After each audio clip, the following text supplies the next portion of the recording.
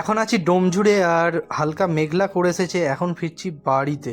হ্যাঁ, মুন্সিরহাট যাব। আর এখন ডোমজুড় বাজারে নাকি প্রচণ্ড ভিড় হয়েছে, একজন বলল যে লরি ঢুকেছে, প্রচণ্ড জ্যাম। তাও এদিক দিয়ে যাচ্ছি কারণ আজকে ঘুরে যাওয়ার কোনো ইচ্ছা নেই, বৃষ্টি আসতে পারে।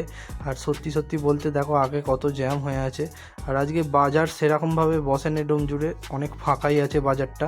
তার জন্য এখানে বাইকের পরিমাণটা কমই আছে।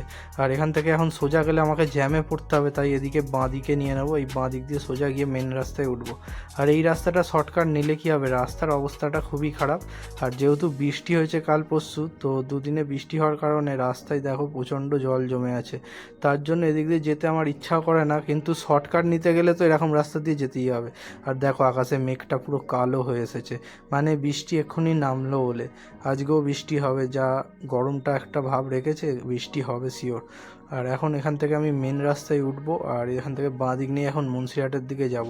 তো কারা কারা এই রাস্তাটা চেনো অবশ্যই কমেন্ট করে জানাবে। আর রাস্তার অবস্থা তো খুবই খারাপ, কবে রাস্তা ঠিক হবে কে জানে। চলো, ভিডিওটা ভালো লাগলে অবশ্যই একটা লাইক করে দাও আর বন্ধুদের মধ্যে শেয়ার করে দাও। আর কিছু পাবলিক এসে এমন এমন কমেন্ট করো না, সেগুলো করো না। আর ভিডিওটাকে ভালো লাগলে দেখবে, না হলে দেখবে না, সোজা কথা। ওরকম আবোল তাবোল কমেন্ট করার কোনো মানে হয় না। চলো টাটা, পরবর্তী ভিডিওতে তোমাদের সাথে দেখা হচ্ছে।